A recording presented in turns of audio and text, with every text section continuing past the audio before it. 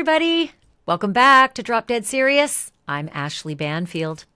From freak-offs to felony counts, P. Diddy is staring down the trial of his life, and we are on the eve of liftoff. 20 years of sex, power, and silence are finally headed into a courtroom and in front of a jury. And if prosecutors have their way, the bad boy for life might be looking at life behind bars. If Diddy gets his way, it'll all be an embarrassing outing of his kinky sexual lifestyle and the lifestyles of a lot of other famous people, too. Today was day 2 of jury selection, and if you thought yesterday sounded like a red carpet of the rich and famous, buckle up. You're not going to believe this. We're talking about jurors confessing to daily marijuana use, a fear of fainting over kinky details, and yes, someone got dismissed for watching a Russian comedy video about this very case. So let's get right into it, shall we? Before the jurors even took their seats, prosecutors fired a shot across the bow. They wanted the judge to rein in a famous defense attorney, Mark Geragos. Geragos happens to be the father of Tenny Geragos, one of Diddy's current lawyers. Mark Geragos also hosts 2 podcasts, one called Reasonable Doubt and the other called Two Angry Men, alongside TMZ's Harvey Levin. On Two Angry Men, Mark Geragos went off, calling the 2016 video of Diddy dragging Cassie Ventura down a hotel hallway character assassination, end quote. And then he took aim at the prosecution, saying the all-female team, quote, looked like they were prosecuting a cause as opposed to a case. And it does. And jury selection starts Monday. And now we know what the teams on the prosecution and defense side are comprised of, which I really want to get into, especially the prosecution.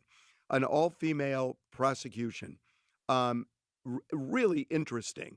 But before we do, jury selection in this case seems almost impossible. They've taken that video, they meaning the prosecution, they've recast it. They've said, no, this isn't about domestic violence. This isn't about whatever was going on between the two of them. What it is you look at this to see the kind of coercive effect or the kind of control that he had over Cassie, and that you can now believe that he would be a violent person. It really, to my mind, is character assassination. I mean, I don't think they're going to run away from the fact that Sean has, I've known Sean for a long time. He has a violent temper.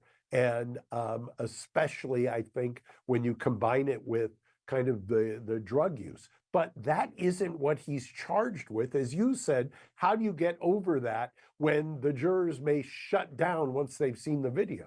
Prosecutors said his remarks could taint the jury pool and asked the judge to admonish him for that. They even filed a request for a gag order. And the judge, well, he called the parties back into his chambers for a little fireside chat. And then the judge called in the next round of potential jurors. And there sat Diddy, wearing the same outfit he was wearing in court yesterday. I can't imagine there was ever a day in his life where he showed up at a public event wearing the same clothes that he was wearing at the event the day before. But what a different time we are in now. And when he's not in court, he wears the same damn jumpsuit every single day in jail. So again, no chains today, no swagger, no entourage. Just a crew neck sweater over a dress shirt, gray slacks, and glasses that he slid on and off to read the paperwork in front of him. Stars. They really are just like us. According to reports from inside the courtroom, Diddy even put a hand over his heart when he spotted somebody familiar. And he made a lot of eye contact with his cousin, who showed up in a Free Puff sweatshirt. He did that again yesterday, too, and both times he was forced to turn it inside out. You just can't do that in court these days. You can't just come in wearing messages that favor one side of a procedure. Even though, at this point, we don't have the jury, but we have a lot of prospective jurors. So it seemed to onlookers as well that Diddy and that cousin kept looking at each other about maybe selecting potential jurors, as if almost to be communicating approval back and forth. Otherwise, for the most part, Diddy sat still. No comments, no theatrics. Which brings us to the real action of the day, Voirdire. Voirdire is asking questions of jurors. And it got weird real fast. One of the first people questioned was a woman who shared that she had survived an attempted rape in the Bronx. When asked if she could be fair in this case, she said yes. Calm, collected. Quote, I can separate it, she said. And for now, she is staying in the jury pool. I, for one, cannot believe that. I think if you're a victim of a crime, the same kind of crime that's being depicted in the case you're about to adjudicate, from my history, that's meant an immediate no. So I'm wondering if it's just going to be so hard to find a panel of jurors that they can't get rid of all of them fast. They may have to grab some frogs before they get their princes. And who knows if this lady will remain a frog. You know, there's another round coming, so wait for it. Soon, though, the court began dismissing prospective jurors left and right, and the pace was like breakneck. One woman told the judge that she'd already leaned negative about Diddy based on what she'd heard. She admitted, quote, I guess I leaned toward him having committed the crimes, end quote. Ouch. The defense immediately objected. Mark Geragos, Diddy's lawyer, said, quote, there is no presumption of innocence in this juror's mind, end quote. And that juror dismissed for cause. Oh, and by the way, this attorney of Diddy's, Mark Geragos, little known fact, he's married to another high-profile defense lawyer who happens to be representing a guy you may have heard of, Luigi Mangione. So talk about a power couple. But back to Diddy. Another prospective juror was let go after she said she worried Diddy's money and power might influence the outcome. And another one, out of there, gone.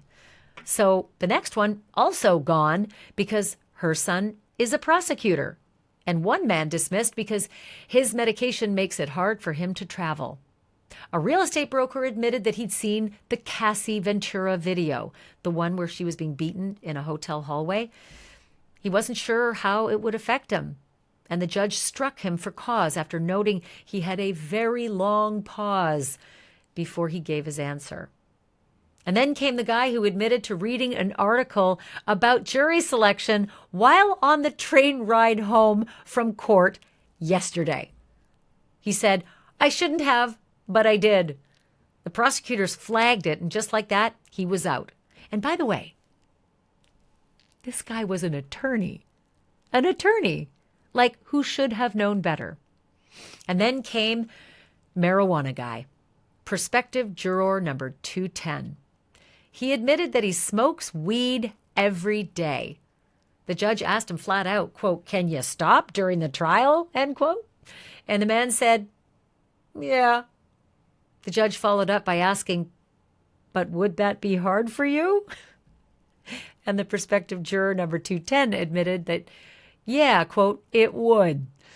But the judge looked at him and said, well, at least he's honest, drawing actual chuckles in the courtroom. And then marijuana guy was excused. Another woman was dismissed after telling the court that she heard a Russian comedy song about the case. Yeah, really, a Russian comedy song. So even the Russians are getting in on this trial. And out she went too. Then there was the woman who said she couldn't participate in sexually explicit discussions because she was, quote, a very sensitive person and could faint or black out. Well, I do declare, better get me the smelling salts or maybe a fainting couch. I guess that exists. People who get so uncomfortable about kinky talk that they just pass out. So she gone, she long gone.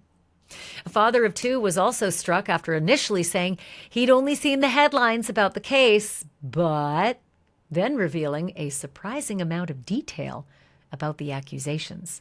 The defense wasn't buying it. Quote, this man has an agenda, Mark Geragos said.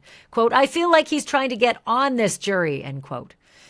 And still another juror who works for an avocado import company said that she had a, quote, slight bias in favor of police because her relatives are in law enforcement. She tried to walk it back, but the judge struck her anyway.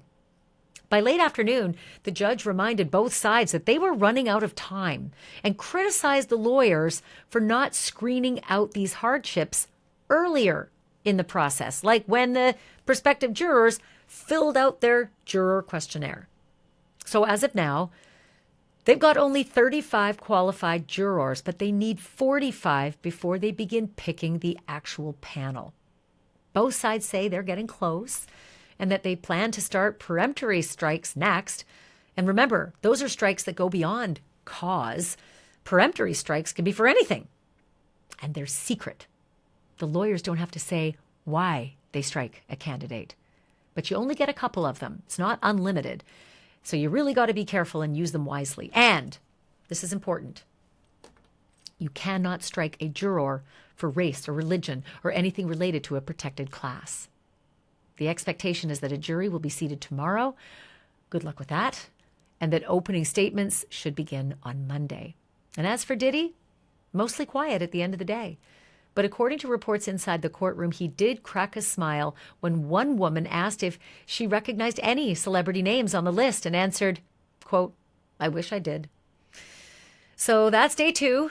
No jurors sworn in officially yet, but the stage is almost set to begin that process. And tomorrow we could have a jury. Monday, this trial, one of the more explosive trials in the music industry, could finally actually begin. I'm Ashleigh Banfield. Remember, the truth isn't just serious, it's drop dead serious.